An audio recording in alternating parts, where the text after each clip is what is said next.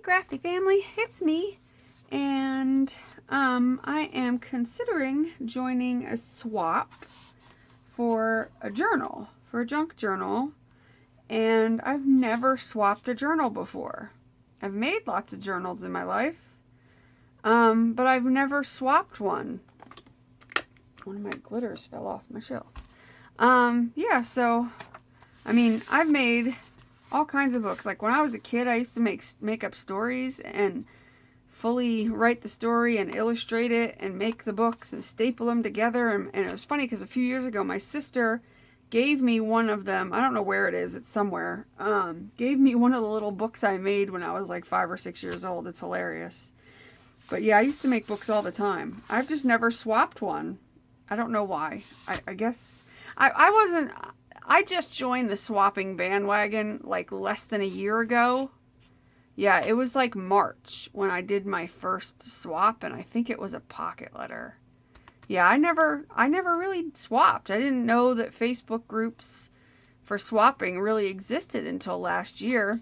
You know, I was always on YouTube, and I don't know. I guess I just never got into swapping until recently, and I still haven't done that many swaps. I've done some. So I'm going to make, the requirements of the swap is to make a journal out of an envelope. A 9 by whatever envelope. So that's what I'm doing. I got this here. Yeah, so I thought I would show you guys how to do it. Now this swap doesn't require me to have the partner first and then and all that stuff. You make the journal first to the requirements, and once it's made, you you post that you have it made, and then you'll be you'll be partnered with somebody else.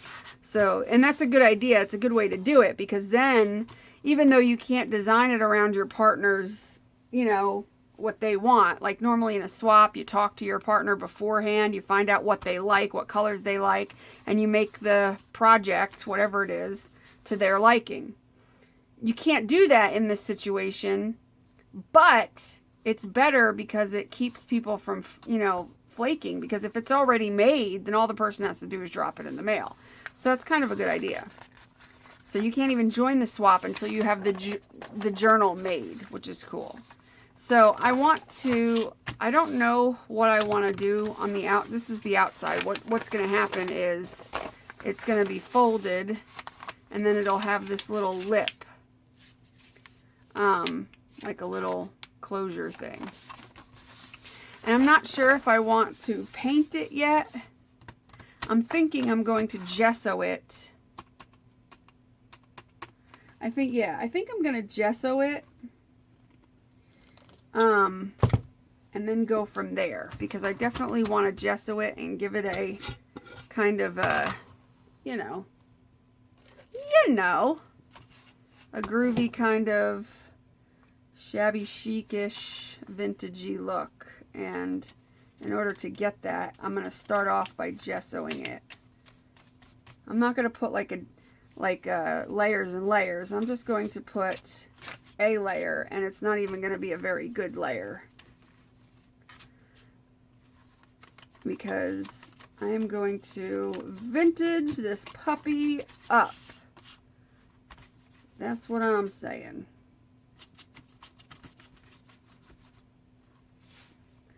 And I might put papers over it. I might paint over it. I don't know yet, but I'm going to start this way. This is the way I'm starting. I kind of go fly by the seat of my pants when it comes to things. I never really know. But what's funny is they always end up turning out really cool. So I'm not scared. I just start by making a mess, and then I work from there. And you know what? If it doesn't come out right, or I don't like it for whatever reason, guess what? It's just a flipping envelope. I can get another one because I have more and start over if I really didn't like it that much. But I have a feeling it'll be just fine. See, that's about all the gesso I'm going to put. A very sparse layer of gesso on this side, a very sparse layer of gesso on the inside when this dries, and then we'll go from there. So I'm going to shut the camera off, let this dry, and I'm going to gesso the other side, and then I'm going to come back. So I'll be right back. Okay, so I'm back. It's actually the next day because I ended up having other things to do. So, before I get started, because what I'm going to do is I'm going to adhere book pages down on this, and then I may or may not cover that with a napkin or some paint of some sort. I'm not sure yet. But in my attempts to figure out which one of these Mod Podges I'd want to use, because these are both antique. Well, this is Mod Podge, this is Decoupage. They're different. The colors are different on them. This is more of a yellowy color and this is more of a brownish color. So I decided to swatch them out on to a paper. And this is the Decoupage Antique, and this is the Mod Podge, and I ended up doing it a second time because the first time I took it off the lid and it was like super thick. So I thought that was going to affect my comparison. So this is the actual right here. And that, but what I did notice, and then I combined some together just to see what would happen, and you know, it's okay.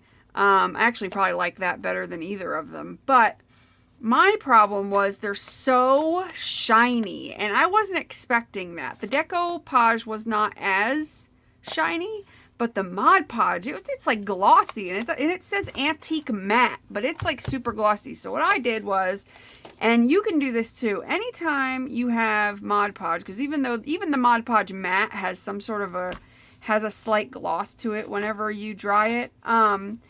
And you could do this with anything glossy that you don't want to be glossy, any kind of glue that you don't want it to be glossy. You can add a few tablespoons of calcium carbonate or marble dust, which I use to make gesso and all kinds of things. You can add that to it, and that will take away a lot of that shiny, if not make it completely matte. So I did that, and here it is. I tested it afterwards, and it's just slightly very slightly compared to this, and I don't know if you can even see it. It's just such a difference. So I'm happy about that. I did not want so much shine. It was just too much. So I do like that, and I'm happy with this one a lot. I think I might use that to put the book pages on, and that's the Decoupage by Deco Arts. So I'm going to, of course, whenever you do add calcium carbonate, you want to mix it. You definitely want to mix it well before you use it. If you have it mixed real well and you use it the next day, it's fine. But if you let it sit for more than a day, which because I just did it yesterday, I'm going to mix it just to be on the safe side, just because it might have settled some. But I just usually take a dowel or a skewer and mix it. Just give it a quick mix, and then I use up what's on my stick, which actually I'm going to rip some of these pages first so that they're not so bordered, because they've got so much bordering on them. And they're very delicate because they're old, of course.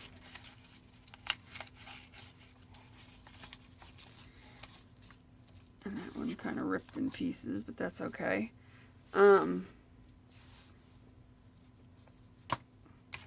Let's see. I should have prepared my brush ahead of time, but of course not. What I'm going to do is, now that sticks in there, I'm going to scrape it down off of there. Stick that in my water. And just start Mod Podging on the book page.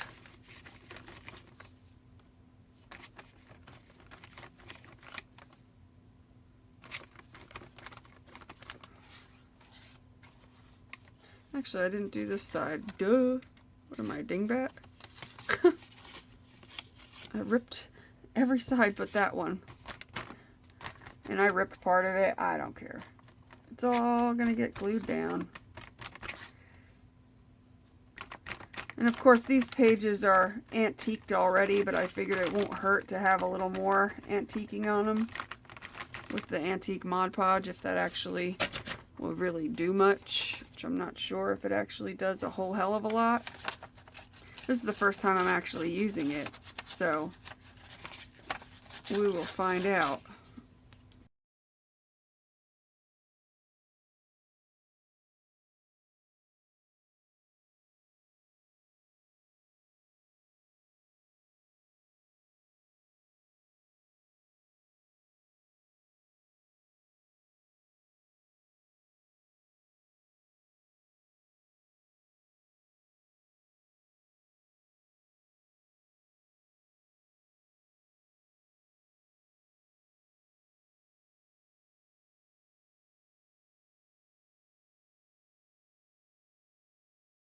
Okay, so I'm going to let that dry, or maybe use the heat gun, and I'm going to possibly do the other side as well after that's dry, but either way I will come back and show you guys what I decide to do. So I will be back in a minute. Bye. Okay, we are back, and I've got both sides done. I even have the flap done there. Now what we're going to do is we're going to age this a bit more. And how we're going to do that is I'm going to take a foam brush and I'm going to apply some of this gel stain. It's from Deco Arts, Americana brand. You can put this on and then kind of wipe it off. And I've only used this, I think, on like one thing, and I'd only used it like to test it, but we're going to put this on and we're going to give this kind of an aged look. And what's nice is you can wipe it, you know, basically from where you want it if you don't want it in areas. Actually, I'm going to put it out here so I can get to it easier. Like, I want it a lot thicker in the cracks, and then not as much, which I may have to actually paint that in and let it dry. I'm just gonna try to get it in where I want it. I'm gonna do a general wash over of this because it does leave a nice coloring on this. I'm going to let that dry a little more before I wipe it off. Try to get what we're trying to accomplish.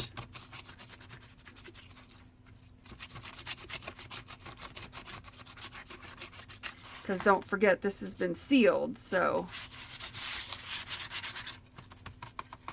it's not going to... It's going to wipe off a lot easier because of the fact that we have the stuff on here. The Mod Podge, that's it. Seeing like there's a couple of dark spots, those are places that didn't get sealed, or, you know, didn't get sealed as well. Which actually looks really cool. I probably should have left more spots like that. But you could see the difference between here and here, and I really like that. It really makes it look old and aged, and that's kind of the look I'm going for. And you just put it on and you kind of wipe it back. I guess in those spots I'm going to have to use a little, let it sit and dry on there, but I'll worry about that when I'm done. I want to get both sides done completely first.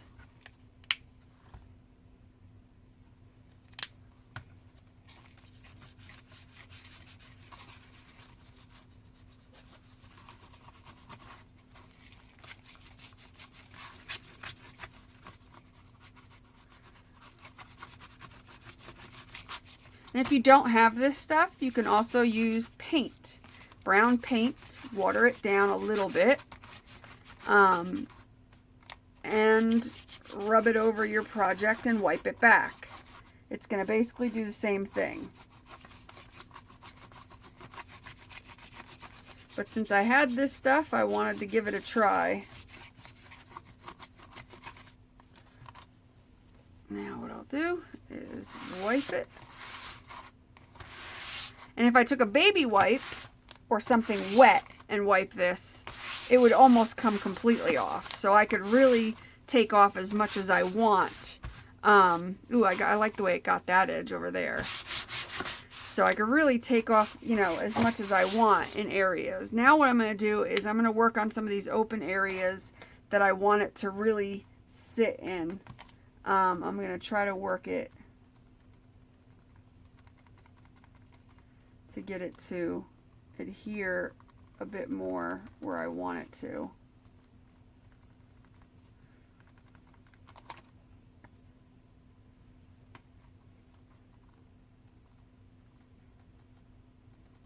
And if this doesn't work, then I have other things I can resort to. If I can't get this to do what I want it to do, I have other ways of getting things done. As long as I'm not putting my arm in it.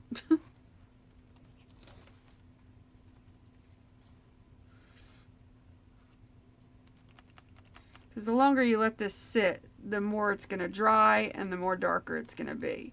So I can let it sit and then I can wipe it, still wipe it back with probably with a baby wipe a bit and still get, you know, the desired look that I want. Alright, so I'm going to let this sit for probably a few minutes and then we'll come back to it. So I'll be right back. Okay, so I'm back. I distressed it. Sorry I didn't show a lot of that because I had some issues with that gel stain. I ended up using some watered down Traditions paint because the gel stain, I didn't really like the way that looked, but I do like the way it came out now. And then I went around and inked it, and I'm still moving some of the ink around because it's dye ink. I can kind of keep moving it, and when I'm ready I'll put some clear gesso over this or spray it to lock it down. I'm just trying to fade that out a little bit because it's a little bright.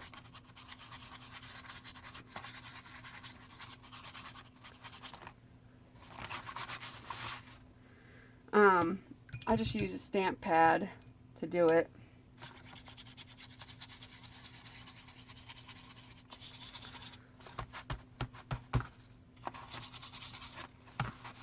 I'm just trying to get a little bit of color, but not overboard. Alright, that's good. That's a little better. And then on the inside I did it as well. I added a little pink into the mix. And now I'm going to finish up back here with the pink. Now this is going to look like it's bright, but actually I mix it with this color, which when together end up looking pretty nice. They give a nice kind of muted pink color, which actually can use to be a little bit brighter. So it's just ends up being a nice subtle kind of pink, whereas this over here is definitely too bright. So let's see if I can get some of that off. A little bit. That's good enough. Good enough. I might put a little bit here, a little bit more right there of that one.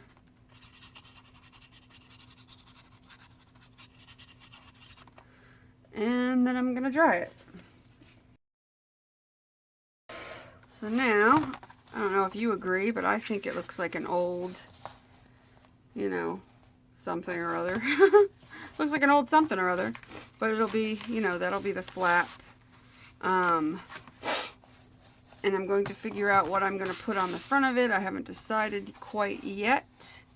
But first things first, I'm going to get out my clear gesso, which I don't know where the hell it is, honestly. I don't remember what I did with it. It's been a while since I used it. I don't know. Let me look up here. Oh, clear gesso, where are you? There it be, and I guarantee you it needs to be mixed, because it has not been mixed in a very long time, because I haven't used it in forever. Forever and a day. Hopefully this bottle, yeah, it held up pretty well. I love picking the film out of the lid and from around the sides, which this one wasn't too bad. Ugh, and of course I got it all over my fingers. Nice. Okay.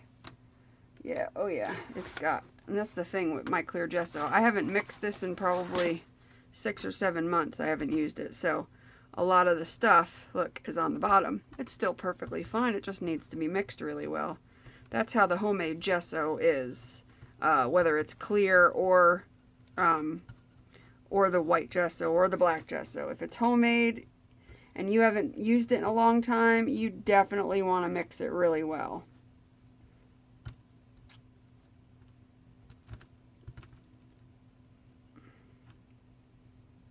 Yummy. Feels groovy. You just want to scrape it all off the bottom and work it back into the mix.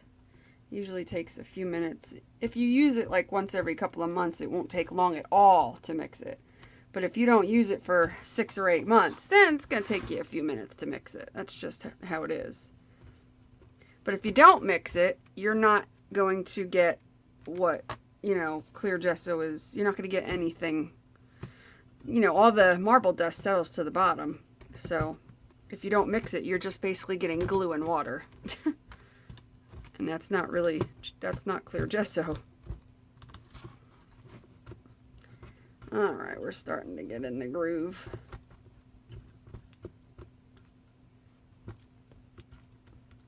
My arthritic hands doesn't like to mix things.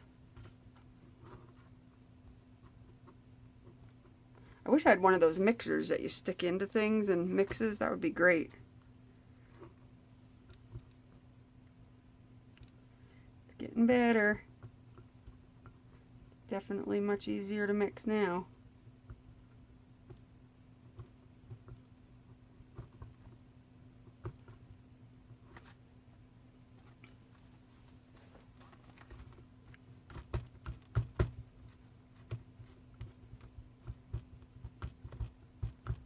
You want to make sure you're scraping the bottom as well. Okay.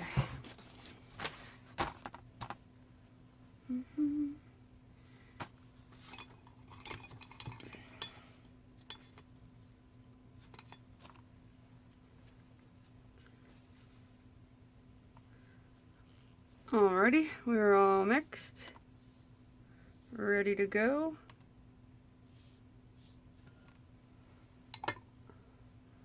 And I'm going to put a thin layer of this on here to mattify it and also make it, because I have so much glue on here, Mod Podge style glue, you know, this will also keep it from sticking together and being sticky, which is typical of Mod Podge type of glues, which it actually wouldn't have been too bad regardless, because I had put some of the marble dust in with the glue, so it wouldn't have been too bad. But I didn't put a lot in. I just put enough to mattify it a little bit. But this will definitely help it so that nothing will stick together.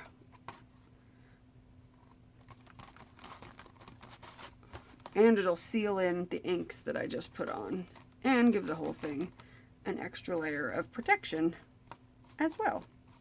So you get three prices for one, or 3 things for the price of one. I don't know what I was trying to say. It's late. I don't know what I'm saying anymore. I cannot be held responsible for the things that come out of my mouth after 1 a.m.